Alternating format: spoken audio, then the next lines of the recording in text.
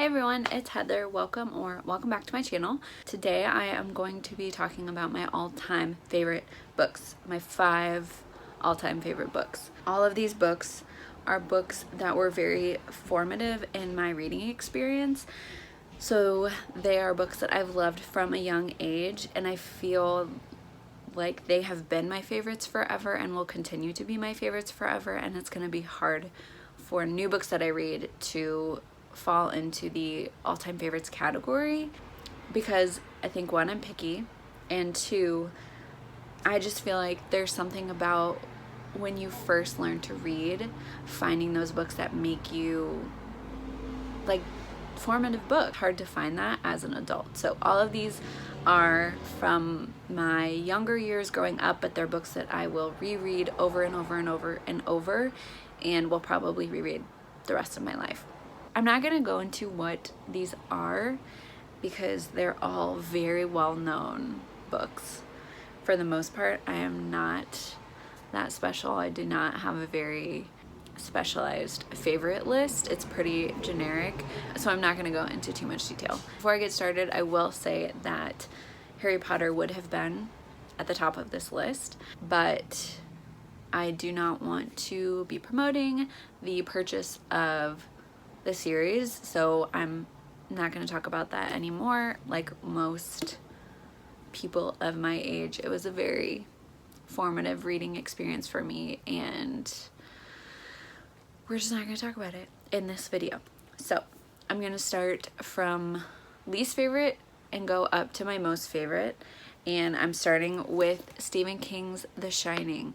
So when I was a little lady, I was obsessed with like dark, mysterious, spooky, goosebumps, you know, Are You Afraid of the Dark, all of those things. And Stephen King was like it for little 10-year-old Heather. Specifically The Shining. I don't know what it is about this specific book above any of Stephen King's others that really like have meant something to me, but I think this was the first time reading, you know, now it's really popular or accepted for true crime to be an interest and for like the macabre to be an interest. But I think at a young age, figuring that out through Stephen King books and like knowing that it was okay to be thinking about all of these dark things as a young child, I think that's why I latched on to Stephen King, especially The Shining, as hard as I did, and just like the dynamics between family and the spooky setting and all of it. I mean, all of it. So this is my favorite Stephen King book, the one that I will reread more than any other Stephen King book, and has a very special place in my heart for letting me be the little creepy, dark weirdo that I was. The next book on this list is Alexander Dumas' The Man in the Iron Mask. I do not remember when I first read this book. This is part of the Three Musketeers cycle, and I loved the Three Musketeers. I have a Three Musketeers tattoo, but I loved The Man in the Iron Mask more. I just thought that would be a little creepier to tattoo on my body. This put so many of my favorite things together. I love the Three Musketeers story of like swashbuckling and loyalty and honor, and then one of my other favorite things about books is people who are imprisoned wrongly and revenge, and this book has all of it. I love it so much. I love the movie. I owned a copy, but I think I gave it away. I don't know why I did that. I think I was like, when I was having a minimalist phase, but I found this at a thrift store the other day, and I was like, yes.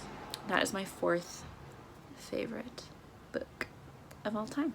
The third is cheating. It's a series, but it is His Dark Materials by Philip Pullman. I read this after the Harry Potter series, and this was the only other series that I've ever read in my life that I think was as formative for me for a series. And I remember when I was in 7th grade, I was in class and we were asked, if you we're stranded on an island and you could only bring one book, what would it be? And I said The Golden Compass, and everyone else was like, a book about how to build boats or like how to survive in the wild. And I was like, no, I'm sticking with The Golden Compass. I don't care, I'll figure it out. I just love the character of Lyra. I loved the world. I just loved her. All of the other stuff was like icing on the cake, but I just love the character of Lyra. I love her story. I love her growth. And I love like the idea of your soul being in animal form. Like, who wouldn't want that? That sounds amazing. I love it so much. And I just got this because, again, I loaned out my copies. Why? I'm learning as an adult not to do that because I haven't gotten any of my favorite copies back. This one I will be holding on to because it's very near and dear to my heart. So the next two are kind of tied for my favorites of all time, but I will talk about this one first. So this is The Count of Monte Cristo by Alexandre Dumas, second of his to make it into my top 5 favorite of all time. It's just the most epic adventure story ever, epic revenge story ever, betrayal. Like, it has, you know, The Man in the Iron Mask has all of my favorite things, and this has all of my favorite things times 1,000. It's just such a good story, and it's not, I don't know what about it called to me as a young kid. All of these books I feel like I read for the first time around roughly like 10 to 12, maybe like 13. And so I think it has to do with just being that age, finding something that you love, and it making life so much more meaningful and less painful when you're going through puberty and like all of those things. And I just loved it. I have such a soft spot for it. This is actually the second or third copy that I have owned because I gave away my favorite copy to a friend. And this one's not as nice, but whatever, it'll do. But you can tell that it's newer because all of the other ones, or all of my favorite paperbacks when I gave them away, were all like Broken Spine, and my cat is drinking my coffee. I love Dumas's sense of adventure, while still it's like a meaningful story, but it doesn't feel overwhelming, or it's just like you just take in what you want to take in and learn what you want to learn. And if you don't want to learn anything, you can just enjoy the adventure of it and the story of it. And then the last, my camera's wobbly because the cats keep jumping on the chair, but the last, my all-time favorite, I also have a tattoo of this, is anything having to do with Sherlock Holmes, by Sir Arthur Conan Doyle. I love Sherlock Holmes so much. I love mysteries. I love a main character who knows all of these things. I think this is the part of why I love The Count of Monte Cristo too.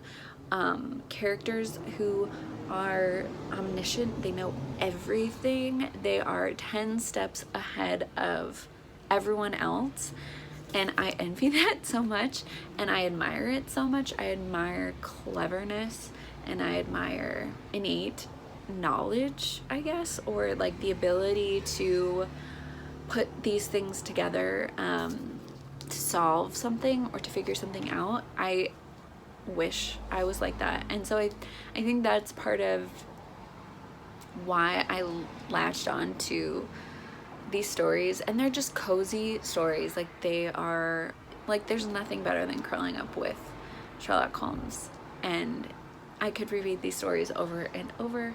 This, I have the complete collection, but that one's way too big, so I just brought this one. This is one that I got when I was about 12 or so, and I think it was when I was going through a transition from being a pretty clever young kid to an average young kid. Like, all of my peers caught up to my reading level, and I think I was like, oh, I thought I was really smart, and now I don't feel very smart.